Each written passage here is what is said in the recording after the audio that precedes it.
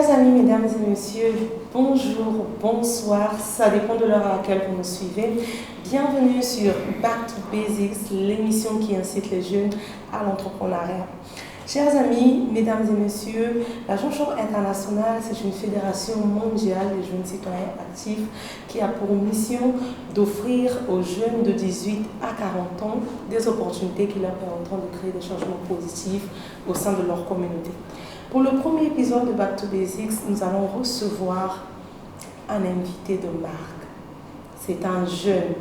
Il est chef d'entreprise, il est conférencier, mais aussi formateur. Alors, M. Rodriguez, aujourd'hui, nous allons parler de ce que c'est que l'entrepreneuriat. Mais avant, nous allons regarder ce que les Congolais pensent sur le sujet du jour.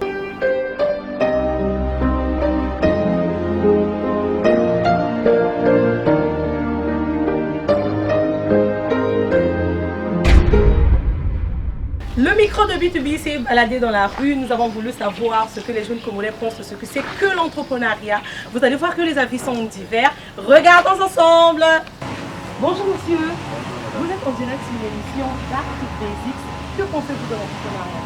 Bon, mais l'entrepreneuriat, déjà le mot, c'est le fait de vouloir mettre en place une activité. Donc ça peut être dans plusieurs sens.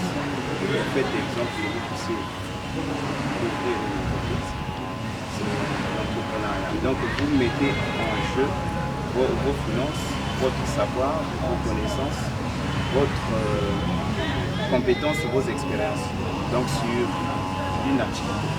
Et par la suite, ça pourra produire ou ne pas produire. Donc en fin de compte, c'est-à-dire que entreprendre montre le sens du risque. C'est-à-dire que vous misez sur quelque chose que vous ne vous attendez pas que plus tard ça va produire. On ne sait pas réellement si demain ça va donner ou pas. Donc, Mais vous y croyez quand même. vous y croyez quand même, puisque c'est vous qui avez la vision. Donc il faudrait vous mettre dans le bain et peut-être que ça pourra marcher comme vous avez vu par exemple avec Facebook et WhatsApp qui aujourd'hui ont entrepris. Et aujourd'hui ça marche et aujourd'hui ça s'est répandu dans le monde. Merci beaucoup. Bonjour monsieur. Bonjour madame. Nous sommes Back to Basics et vous êtes en ligne. Donc nous allons vous demander ce que vous pensez de l'entrepreneuriat. Bon, pour moi l'entrepreneuriat c'est investir l'argent, accepter de prendre ses risques, employer les ouvriers, les travailleurs, quel que soit de ce que vous voulez faire, quelles que soient des affaires que vous voulez faire. Et que ce soit une entreprise ou bien un truc frigoriste ou bien une entreprise de l'électricité, bâtiment. Donc vous avez les sous, vous créez de l'emploi. Voilà, vous créez de l'emploi. Bonjour madame. Bonjour. Vous êtes dans l'émission Back to Basics et nous voulons vous demander ce que vous pensez de ce que c'est que l'entrepreneuriat. Alors, pour faire simple, l'entrepreneuriat, c'est simplement identifier les problèmes qui minent notre entourage ou encore la société, transformer ces problèmes en des solutions et pour en faire des opportunités. En tout cas, merci beaucoup. Merci.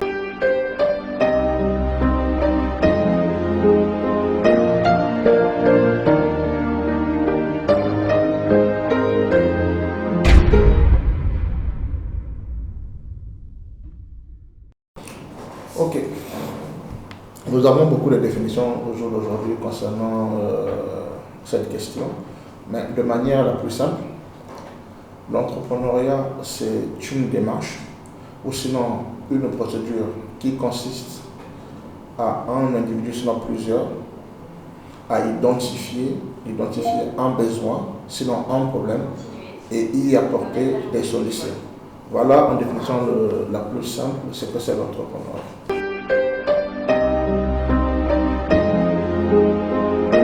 Alors, l'entrepreneuriat, ça a toujours fait partie de ma personne, j'imagine, parce que c'est bien plus tard que je me suis rendu compte que j'ai toujours été un entrepreneur, hier ignorant, mais aujourd'hui conscient de sa situation.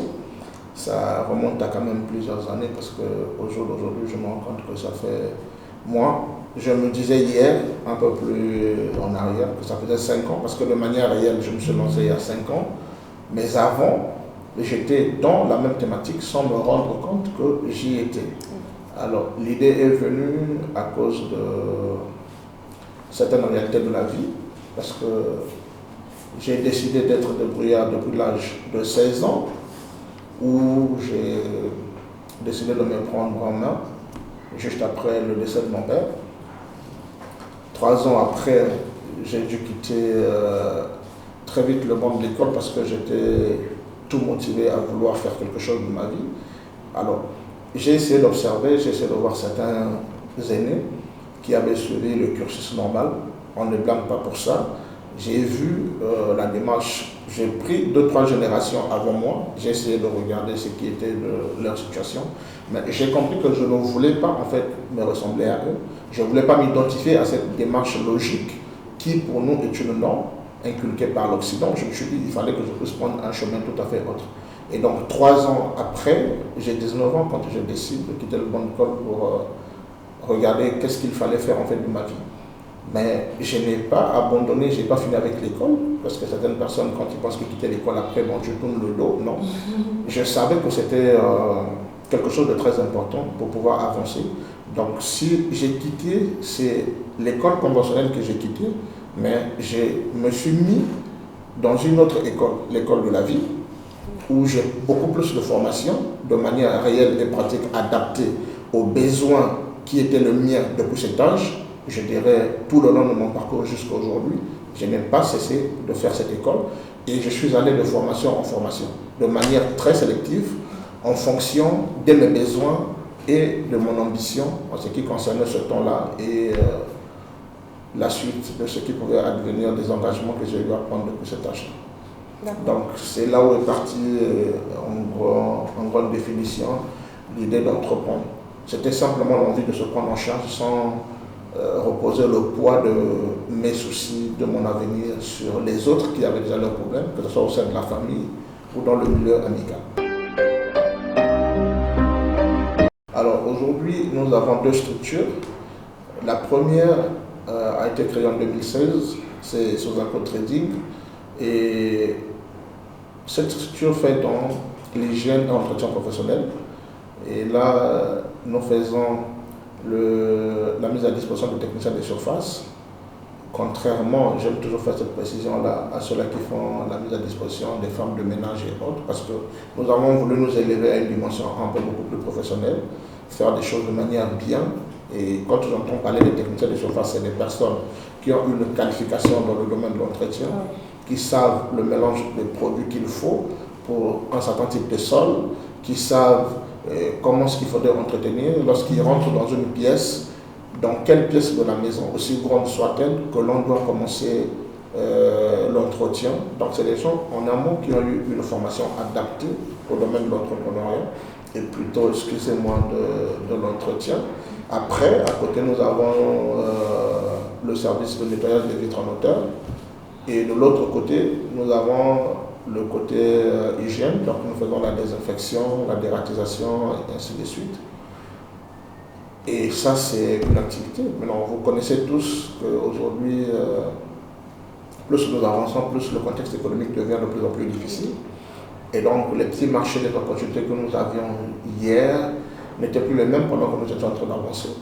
Et un peu plus tôt, nous nous sommes dit il fallait bien qu'on commence déjà à regarder qu'est-ce qu'il fallait faire. Et ça, c'est venu d'ailleurs sur la base d'un constat. Nous avions des difficultés à nous approvisionner en matières premières qui étaient des produits d'entretien à la base. Pourquoi? Parce que nous étions une jeune structure. Vous pouvez avoir un travail de manière prématurée. On vous appelle, écoutez, il faudrait faire tel travail. Et quand vous évaluez le coût d'achat des produits, tantôt dans la trésorerie, vous n'avez rien, parce que c'était beaucoup plus des travaux ponctuels. On vous appelle pour dire, venez intervenir ici, et après, venez intervenir de l'autre côté. Et dans ce souci de régler de manière définitive ce problème, nous nous sommes dit, puisque nous n'avons pas de créanciers dans ce sens, il fallait bien qu'on se débrouille à pouvoir être autonome. Et donc, il n'y avait qu'une solution unilatérale, c'était être capable de mettre en place une entité qui nous permettrait de fabriquer ce genre de produits, des produits d'entretien. C'était là la première motivation. Et comme tout bon entrepreneur, il a fallu que nous puissions aller sur le terrain pour faire une étude du marché, regarder si le projet était faisable ou non chez nous ici, parce que déjà dans le passé, il n'y a pas une structure qui s'est engagée dans ce sens et qui s'est exposée. Donc, on a sous-entendu qu'il y avait beaucoup de contraintes, et effectivement, ça a été le cas. Et c'est au cours de l'étude que nous nous sommes rendus compte qu'il y avait un besoin qui allait largement au-delà de notre besoin à nous. Et c'est à ce moment que nous sommes dit, finalement, il y a un problème à résoudre qui ne concerne pas seulement notre entité, mais qui concerne toute la ville de Pointe-Noire. Et on a pris l'échantillon, on s'est rendu compte que c'est Brazza aussi qui était dans le même problème, donc c'est tout le pays. Et ça nous a mené à creuser. Et nous nous sommes rendus compte que depuis les années 50 jusqu'à aujourd'hui, il n'y a pas eu une structure en tant que telle qui s'est lancée dans ce domaine-là. Et du coup, nous nous sommes donné un challenge qui consistait à créer la première structure de fabrication de produits d'entretien Made in Congo. Et depuis, juste avant le confinement, nous avions pris des dispositions d'acheter la matière première, de faire tout ce qu'il fallait, la formation et tout le reste. Et on était un peu hésitant parce qu'on s'est dit qu'il fallait d'autres éléments. Et dès que la Covid-19 fait éruption, quelque temps après, on se rend compte qu'il y a des produits de première nécessité comme l'eau de Javel qui était presque disparu sur le marché et autres. Et nous avions la connaissance de gens parce qu'on s'était fait former. On avait déjà même fait venir la matière première qu'on a eu acheter à l'extérieur du pays et tout. On s'est dit, ben, c'est le bon moment de se lancer.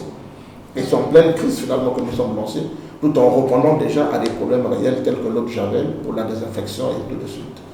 Et avec le temps, nous avons développé d'autres produits.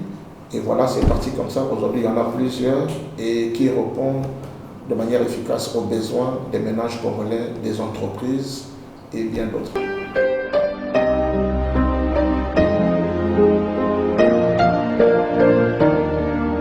Les difficultés sont assez énormes et nombreuses. C'est comme j'ai toujours dit, la réalité elle est là, on ne s'en cache pas. Aujourd'hui, ce n'est pas évident lorsque vous lancez que vous puissiez avoir un soutien financier, que ce soit de la part des établissements bancaires ou de la famille, parce que les parents représentent en entrepreneuriat une véritable source de financement pour leurs proches qui se lancent. Or, nous n'avons pas cette culture. Chez les autres, en termes entrepreneurial, on appelle ça le love money. Donc, c'est une forme d'investissement. Les parents qui croient encore lorsque tu lances une activité, se disent, écoute, on essaie de rassembler les moyens pour donner la chance à l'enfant, pour voir ce que ça peut donner. Nous n'avons pas trop cette culture. Et les banques non plus ne donnent pas l'argent au premier venu qui vient brandir un document pour dire, ben voilà, j'ai un projet. Aussi bon soit-il, ce que les gens ne connaissent pas, pour la plupart, je voudrais dire, parce que quelqu'un peut aller et brandir un document pour dire, ben voilà, j'ai un projet, le projet il est bancable, il est ceci, il apporte beaucoup de milliards au bout d'un mois et tout, mais comment la banque ne finance pas? C'est que ces personnes ignorent, c'est que la banque, dans sa logique, ne finance pas le projet, plutôt ne mise pas sur le projet. Il finance le projet, mais il ne met pas son espace sur le projet, mais sur le porteur de projet. Parce que la seule variable qu'il y a entre la réussite et l'échec de votre projet, aussi bon soit-il, c'est le porteur de projet. Je le dis souvent, lorsque aujourd'hui vous allez, le projet il est bancable, la banque vous donne de l'argent, mais vous déjà de votre vie, vous n'avez jamais vu la couleur d'un million. Vous apportez, la banque vous apporte un prêt de 50 millions, de 60 millions. Qu'est-ce que vous allez faire? À première vue, vous allez essayer de regarder autour de vous pour dire, ben, nous avons vu des aînés faire ça. Beaucoup des grands, même les marchés publics, ils ont gagné des contrats après les appels d'offres. Dès que la première tranche a été versée, le jour d'après, si vous regardez sur Facebook ou sur Instagram, le gars il est à Paris, sous la tour Eiffel et tout ça, en train de poster les photos. Il oublie qu'il a une responsabilité ou un engagement. S'il pouvait aller à Dubaï ou en Chine pour aller acheter du matériel, ça se comprend. Mais lorsqu'il va à Paris, alors que le matériel de construction, c'est en Chine qu'on peut en trouver, il y a quand même une nuance. Et à la fin, quand ils reviennent, ils sont dans les capacités de pouvoir mener à bien leurs travaux. Et ça, les banquiers le voient parce que nous sommes tous dans un même pays, nous observons les réalités entrepreneuriales. Et eux, ils ne sont pas aussi aveugles que ça pour financer un projet.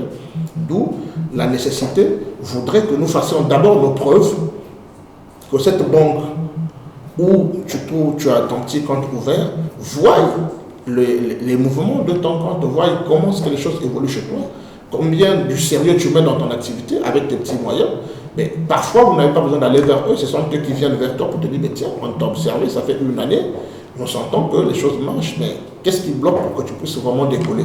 À ce moment-là, vous avez une conversation de gré à gré qui leur rassure déjà sur ta gestion. Donc vous voyez qu'on n'a pas eu ces choses-là au départ, jusqu'au jour d'aujourd'hui, les financements se font à fonds propres, donc c'est l'autofinancement. Avec quelques petites activités connexes, on essaie de se maintenir jusqu'au jour d'aujourd'hui. Et nous espérons qu'à la longue, les portes des banques, sinon des investisseurs, nous seront ouverts pour pouvoir essayer de mieux développer nos activités. Donc ça, c'est déjà dans le côté d'accompagnement financier, on n'en a pas eu. Et d'autres difficultés, c'est les contraintes qu'il y a autour de la fiscalité. Il y a trop de taxes à payer. Et moi, je pense que dans d'autres pays, lorsqu'on veut faciliter l'éclosion du tissu économique d'un pays à travers les initiatives locales, on essaie d'abaisser en fait quelques contraintes sur la patente, toutes les impôts que nous connaissons. Aujourd'hui, nous en dénombrons une vingtaine. C'est quand même assez pour une jeune entreprise qui se lance. Dans d'autres pays, on vous laisse parfois 2 ans, 3 ans. Chez nous, la chose que nous étonnons la première année, c'est la patente. Et le reste, à partir de la deuxième année, vous payez. On comprend que l'État vit de ça, mais on devait essayer de regarder, à mon avis, comment réduire les pourcentages, par exemple, si on veut les maintenir. Sinon, supprimer pour donner plus de chances à ceux qui veulent se lancer. Déjà, moi, dans mon activité, quand j'essaie de repartir le 100% de mon chiffre d'affaires, le grand pourcentage s'en va sur le paiement des taxes. Donc, si j'ai 5 repartitions à faire, sur 20-20, ben, ça ne sera pas possible parce que l'État, à lui seul, prend déjà 35%. Donc, du coup, même ta marge, c'est loin d'être comparé à ce que l'État gagne. Et moi, je pense que l'État est un grand bénéficiaire dans les initiatives locales. Ils doivent effectivement regarder comment nous appuyer en tant que jeunes entrepreneurs pour pouvoir partir. Parce qu'il faut dire, je voudrais ajouter quelque chose, il faut dire qu'au jour d'aujourd'hui, nous avons quand même un train de retard. C'est vrai que les jeunes essaient de se réveiller. Et je salue aussi la volonté des Congolais qui commencent à apprécier la consommation du Made in Congo. Ça, c'est quelque chose que hier, nous n'avions pas vu, que nous constatons de manière visible aujourd'hui. Mais il est-il que la vérité doit se dire sur le domaine entrepreneurial. Les gens ne prévoient pas ce qui va arriver d'ici 10 ans. Le Congo a été l'un des premiers pays qui a ratifié l'accord de libre circulation, d'échange de libre circulation à travers la sous-région. Donc c'est les 54 pays africains qui d'ici 10 ans n'auront plus de frontières dans le sens de paiement de douane et tout le reste. Les routes sont en train de se construire. Il y aura un commerçant, un entrepreneur qui fabrique ses produits depuis le Nigeria. Il prend un véhicule, fait la route jusqu'à Pointe-Noire pour venir commercialiser son produit. Ceux qui vont quitter la Mauritanie, ceux qui vont quitter le Bénin et partout à travers les frontières, puisqu'il n'y aura plus de douane, ils vont circuler jusqu'à venir ici. Nous voyons déjà le phénomène avec nos frères du Cameroun, qui traversent nuit et jour avec le l'oignon. Nous, qu'est-ce que nous faisons? Rien, sinon consommer. Nous avons les importations qui viennent de la Chine et de Dubaï, mais moi je vois personnellement un danger pour l'économie congolaise parce que demain matin, on risquera d'être envahi par des entrepreneurs étrangers qui viendront trouver sur le Congo un boom pour leurs affaires.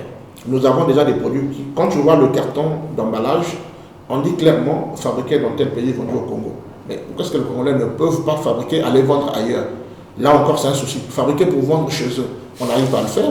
Et d'ici 10 ans, je vous le dis, vous me donnerez certainement raison, nous ne mourrons pas le même jour.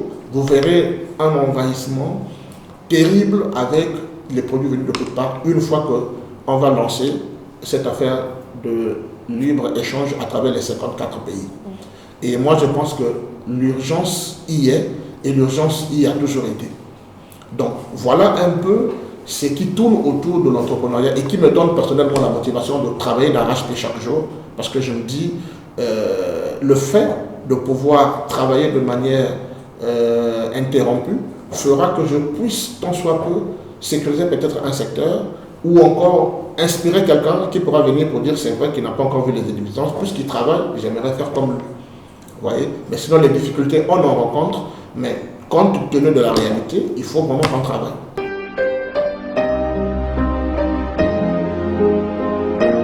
Dans moi, je pense qu'ils occupent une place de choix. Déjà que je suis jeune et j'ai pensé qu'il fallait donner la place aux jeunes comme moi parce qu'en tant jeune, je comprends les difficultés que rencontrent les jeunes. Et ça fait que vous regarderez autour de nos deux structures, il n'y a que des jeunes que l'âge varie entre 22 ans et 35 ans. Oui. C'est parce que je me dis, ce n'est pas un choix qui est fait au hasard. Ces jeunes ont besoin d'être préparés. Ils ont besoin de s'inculquer la culture entrepreneuriale parce que ici, en tant que formateur en entrepreneuriat, je ne vois pas en ces jeunes seulement des employés, mais je vois en ces jeunes des futurs entrepreneurs. Donc nous avons un temps où nous parlons travail, nous avons un temps où nous parlons entrepreneuriat, où je les prépare parce que demain matin, quand quelqu'un se sent prêt à aller, en toute convivialité, on se dit au revoir avec la chance de l'appuyer pour qu'il démarre peut-être une activité. C'est ma conception. Donc, c'est une conception qui est due au constat fait aujourd'hui. Nous sommes le continent le plus jeune au monde aujourd'hui. Et d'ici 2050, les statistiques prouvent assez que l'Afrique sera la première puissance démographique mondiale. Et c'est une place de choix qui mérite de se sauvegarder et de se préserver. Et ça se prépare aujourd'hui avec la jeunesse. Donc c'est cette raison qui a fait que nous puissions donner à la jeunesse une place de luxe. Et moi personnellement, quand je dis donner, c'est vraiment donner. Parce que même sur la base de mon recrutement, vous comprendrez que je tiens à vouloir être acteur dans ce processus de changement. Je ne suis pas allé recruter des gens qui ont une connaissance aguerrie dans certains domaines, mais j'ai dû faire recours à des universités de la place pour prendre des jeunes qui ont fini les études, qui attendent leur soutenance, non seulement pour leur donner la possibilité d'intégrer la vie active, mais aussi la possibilité de trouver dans nos activités un secteur qui leur permettra de rédiger leur mémoire et que nous les aiderons dans la rédaction de leur mémoire de soutenance. Voilà plus ou moins quelques éléments qui prouvent que chez Rodriguez Compagnie, qui est notre deuxième structure, et Sosaco, nous avons de l'estime pour la jeunesse qui représente le levier de développement et de réussite de l'Afrique de demain.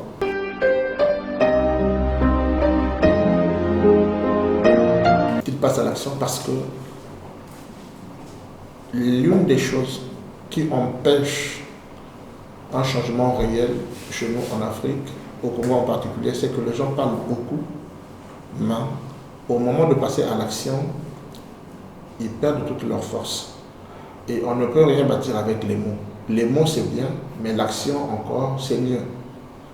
Je le disais hier à peine, je l'ai expliqué, loin de moi l'esprit de la xénophobie, j'ai juste dit des réalités que les gens doivent savoir pour que ça éveille leur conscience. Aujourd'hui, avec nos frères ouest-africains, nous voyons comment ils viennent chez nous ici. C'est des frères africains comme nous, je le dis, je ne suis pas contre eux, mais pour moi, c'est un modèle à suivre. Ils viennent avec pas grand-chose, mais une année après, quand vous le voyez, le gars, sa situation a largement changé. 5 ans après, il expulse sans violence, à prix d'argent, un parent qui a toujours vécu au grand marché. Il l'oblige, il le contraint d'aller s'acheter une parcelle à Mongompoku, ou je ne sais pas où, parce que lui, il refuse d'aller payer là-bas. Où c'est 500 000 ou c'est 400 000 le prix, mais lui, il préfère travailler durement pour payer là où c'est 100 millions. C'est une question de mentalité. Et au jour d'aujourd'hui, ces frères qui sont les nôtres ont occupé tout le grand marché, qui est un secteur stratégique sur le plan économique. Ils n'ont pas fini, ils ont balayé la zone de la Révolution, ils ont balayé le quartier Saint-Pierre, aujourd'hui ils ont balayé l'OCH. Vous voyez qu'ils occupent que les quartiers stratégiques et visibles, parce qu'ils se disent, nous ne voulons pas aller loin là-bas, nous on reste ici. Mais pour rester ici, il faut payer le prix fort et il faudrait donc travailler durement. Moi je pense que c'est un modèle que nous devrions suivre au lieu de les amuser, mais en même temps ça fait mal. Demain matin, eux ils vont occuper tous les beaux quartiers de la ville. Nous qui nous disons véritables Congolais, nous allons nous retrouver à 8, à 10, je ne sais pas, d'autres quartiers qui vont se créer, d'autres iront même du côté de Inda. Ça montre que la mentalité congolaise a encore un problème. Parce qu'un enfant qui accepte que son père vende une parcelle au grand marché, pour qu'on se partage 2-3 millions, pour qu'il aille faire ce qu'il veut pour revenir et aller habiter chez les parents qui sont retournés loin, il y a un problème. Un enfant avisé dirait non, on ne peut pas vendre parce que ce n'est pas possible. S'il faudrait vendre, s'il incite les parents à vendre, c'est parce qu'il a un bon projet. Il convainc ses parents pour faire le love money, pour dire écoutez, le projet demande 60 millions. Dans 10 ans, on pourra acheter 4 parcelles au grand marché. Donc, vendons celle-ci et tout ça. Là, la raison est fondée. Voyez-vous? Mais si c'est juste pour que l'on gagne quelque chose, ça veut dire, et les parents, on ne les en veut pas parce qu'ils sont presque partis, mais les jeunes devraient avoir plus de présence d'esprit pour pouvoir contrer ce genre d'action. Et vous voyez qu'aujourd'hui, nous sommes restés les seuls pays en Afrique qui incitent, les jeunes incitent les parents à vendre la parcelle familiale pour les faire partir en France. Soit disant que c'est là-bas où ils iront chercher la réussite. C'est absurde. J'ai vu des Africains, qui sont les Ouest-Africains d'ailleurs, il a tout vendu, il est allé en France, 2 ans après il revient. Mais qu'est-ce qui s'est passé? Le gars te dit non, mais je me rends compte que ma place est ici. Je gagne bien ma vie ici que là-bas. Mais nous, on n'a pas compris. Vous allez à Brazzaville, c'est le même constat. Le meilleur quartier de la ville, c'est le centre-ville. Mais dès que vous descendez juste après, vous avez Poto-Poto. Vous avez Mungali, qui sont les quartiers stratégiques de la ville.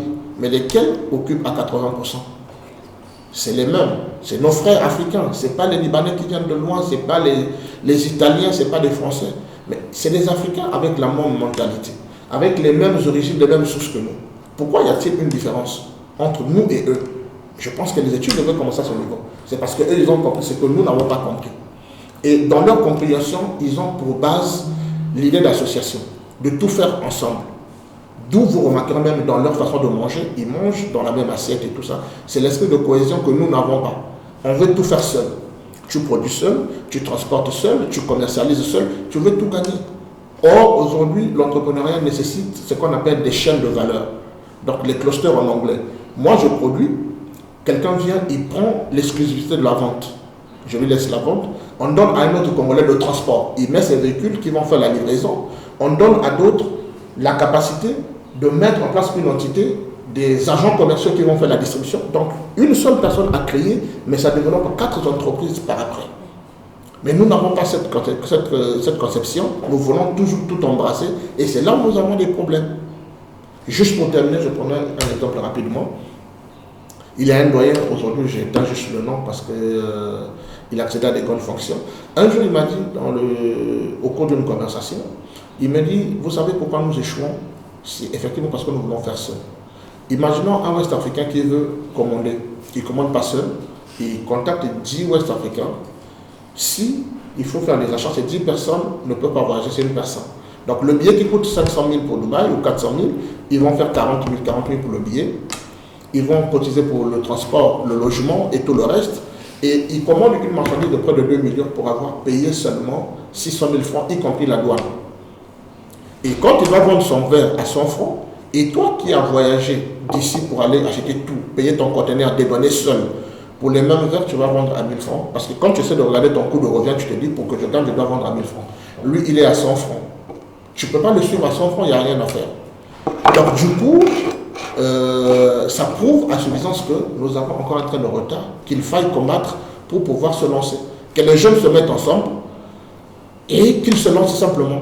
Mais toutefois, en se lançant, qu'ils prennent la peine de se former surtout. Voilà un peu l'appel que je peux lancer à la jeunesse. Merci M. Rodriguez de nous avoir reçus chez vous.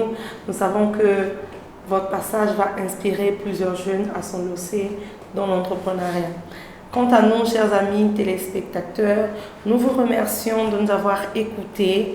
N'oublions pas que l'entrepreneuriat regorge des défis, mais il nous faut se lancer encore et encore. B2B, c'est donc terminé pour ce mois. On se retrouve le mois prochain pour un nouveau thème sur l'entrepreneuriat. N'oubliez pas de vous abonner sur nos pages Facebook, YouTube et d'utiliser le hashtag B2B, le hashtag DCI Fraternité. Merci.